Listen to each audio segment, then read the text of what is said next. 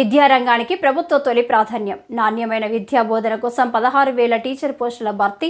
Bheemili MLA Ganta Srinivasarao. విద్యారంగానికి ప్రభుత్వ తొలి ప్రాధాన్యం. నాణ్యమైన విద్యా బోధన కోసం 16,000 టీచర్ పోస్టులు భర్తీ. తల్లిదండ్రులు గర్వపడేలా ఉన్నత స్థాయికి చేరుకోవాలి. భీమిలి ఎమ్మెల్యే గంటా శ్రీనివాసరావు. విద్యారంగానికి కూటమి ప్రభుత్వం పెద్దపీట వేస్తుందని, అందులో భాగంగానే 16,347 టీచర్ పోస్టుల భర్తీ ఫైల్పై ముఖ్యమంత్రి చంద్రబాబు నాయుడు తొలి సంతకం చేశారని భీమిలి ఎమ్మెల్యే గంటా శ్రీనివాసరావు తెలిపారు. విద్యా ప్రమాణాలు మెరుగుపరచడానికి అవసరమైన చర్యలు తీసుకోవడంలో భాగంగానే ఇంటర్ విద్యార్థులకు ఉచిత పుస్తకాల పంపిణీ పథకాన్ని పునరుద్ధరించామని వెల్లడించారు.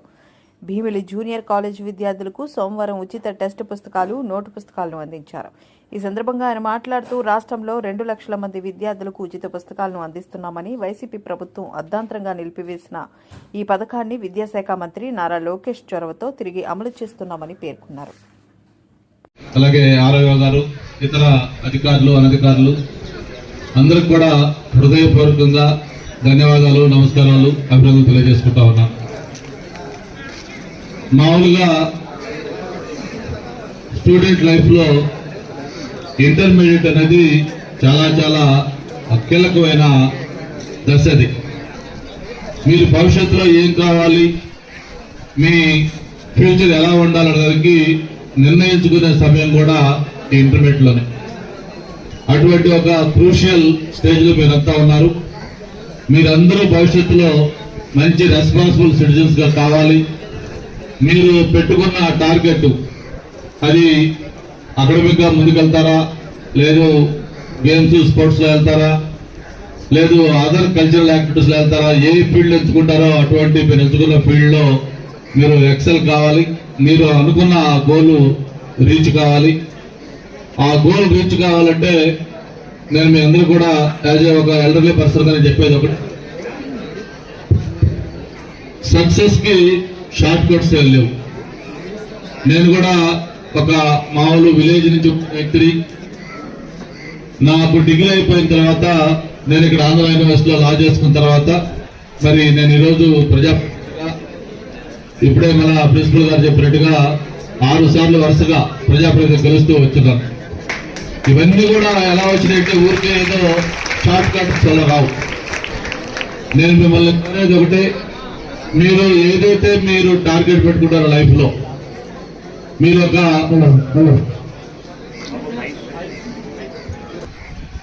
లైఫ్లో ఏదైతే టార్గెట్ పెట్టుకుంటారో ఆ టార్గెట్ రీచ్ కావడం కోసం ఉన్న ఆల్టర్నేటివ్ ఇదేంటంటే ఓన్లీ హార్డ్ వర్క్.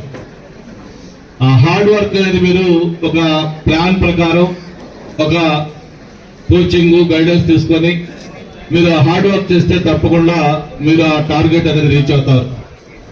అందుకే మనకి పూజ్య బాపూజీ గాంధీ గారు ఎప్పుడు చెప్తారు, కృషిని ఆయుధం అయితే విజయం నీకు బానిస అవుతుందని చెప్పారు.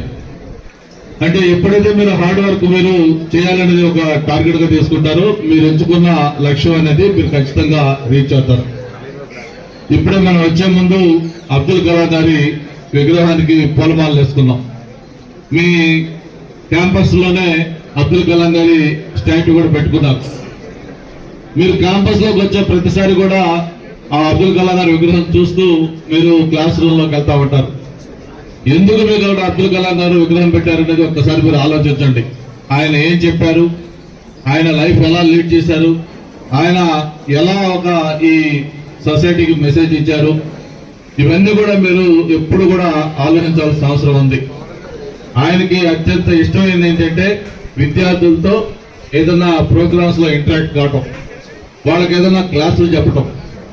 ఆయన చివరికి చనిపోయే రోజు కూడా ఆయన భారత రాష్ట్రపతిగా చేసి భారత రత్న అవార్డు పొంది ఒక మిసైల్ మ్యాన్ గా పేరు పొంది ఈ దేశంలోనే ఒక గొప్ప పేరు ప్రఖ్యాతించుకున్న వ్యక్తి కూడా రిటైర్ అయిన తర్వాత చనిపోయే రోజు మీలాంటి పిల్లలకి ఒక లెక్చర్ ఇస్తూ ఆ రోజు అక్కడ ఆయన చనిపోవడం జరిగింది. అంటే ఆయన లైఫ్ లో ఎప్పుడు కూడా అంత అటాచ్డ్ గా ఉండేవాడు స్టూడెంట్స్ తోటి. అటువంటి అబ్దుల్ కలాం గారిని ఇన్స్పిరేషన్ గా తీసుకోవాల్సిన అవసరం ఉంది. ఆయన ఎప్పుడు చెప్పేవాడు, ఎయిమింగ్ లో ఇస్ ఎ సిన్ అని. అంటే మనం ఏదైనా ఒక టార్గెట్ పెట్టుకునేటప్పుడు మీరు అది ఏ ఫీల్డ్ అని ఎంచుకోండి. నేను మిమ్మల్ని ఒక ఉద్యోగమే కాదు, ఉద్యోగం కావచ్చు, వ్యాపారం కావచ్చు, లేకపోతే పాలిటిక్స్ కావచ్చు, లేకపోతే ఇంకొక గేమ్స్ అండ్ స్పోర్ట్స్ కావచ్చు, లేకపోతే సినిమా కావచ్చు, లేకపోతే ఇంకొక కల్చరల్స్ కావచ్చు, ఏదైనా సరే ఫీల్డ్, ఏ ఫీల్డ్ కూడా తప్పు కాదు. కాకపోతే అందులో టార్గెట్ అనేది ఒక హైయెస్ట్ పెట్టుకోవాలి. అందుకే మా చంద్రబాబు నాయుడు గారు ఎప్పుడు చదువుతారు, dare to dream and care to achieve అని. మీరు డ్రీమ్ చేయడానికి కూడా ఒక డేర్ ఉండాలి. అంటే నేను పాలిటిక్స్ లోకి రావాలి అనుకున్నాను అనుకోండి, మీరు ఎవరన్నా వస్తే ఒక నరేంద్ర మోడీ గారు, ఒక చంద్రబాబు నాయుడు గారు, లేకపోతే ఆడపిల్లలు చాలా మంది ఉన్నారు, ఒక ఇందిరా గాంధీ, ఇట్లా ఎవరైతే ఒక ఆ ఫీల్డ్ లో టాప్ పోస్ట్కి వెళ్ళారో అటువంటి వాళ్ళని టార్గెట్ గా పెట్టుకొని ఆ రీచ్ మనకు కావాలి, ఆ పోస్ట్ రీచ్ కావాలి అనే లక్ష్యంతో మీరు పనిచేస్తే తప్పకుండా ఏది కూడా అసాధ్యం కాదు. మీరందరూ కూడా చాలా మంది గ్రామీణ ప్రాంతం నుంచి వచ్చిన పిల్లలు, మీ తల్లిదండ్రులు మీ మీద చాలా హోప్స్ తో ఉంటారు.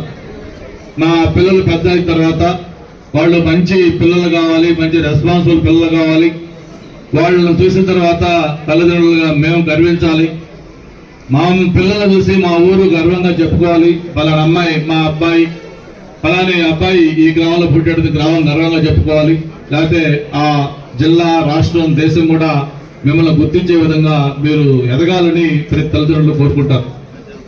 మరి అలా ఉండాలి అంటే మీరు ఎక్కడ కూడా ఈ ఇంటర్మీడియట్ అనేది చాలా క్రూషియల్ స్టేజ్ కాబట్టి ఎక్కడ మీరు డివియేట్ కాకుండా మీ మెయిన్ ఏదైతే టార్గెట్ మీ ఫోకస్ ఉందో దాన్ని రీచ్ అయ్యే విధంగా మీరు అన్ని విధాలుగా కృషి చేయాలి. మామూలుగా నేను ఎప్పుడూ చెప్తా ఉంటాను, ఒక ఇక్కడ కూర్చున్న ప్రతి ఒక్కరు కూడా రేపు మీ కెరీర్ స్టార్ట్ అయిన తర్వాత, మీరు పొజిషన్ చేరిన తర్వాత మీరందరూ కూడా ఇప్పుడు మేమైతే ఎలాగైతే ఈరోజు డయాస్ మీద కూర్చున్నాం, ఒక ఎమ్మెల్యేగా, లేకపోతే ఒక నాయకుడిగా, లేదా ఒక ప్రిన్సిపల్ గా, ఒక ఆర్ఐఓగా, లేదా కార్పొరేటర్ గా ఇక్కడ డయాస్ మీద కూర్చోవాలంటే ఊరికి వస్తే కూర్చొని మిమ్మల్ని మీరంటూ ఏదో ఒక పొజిషన్ రీచ్ కావాలి.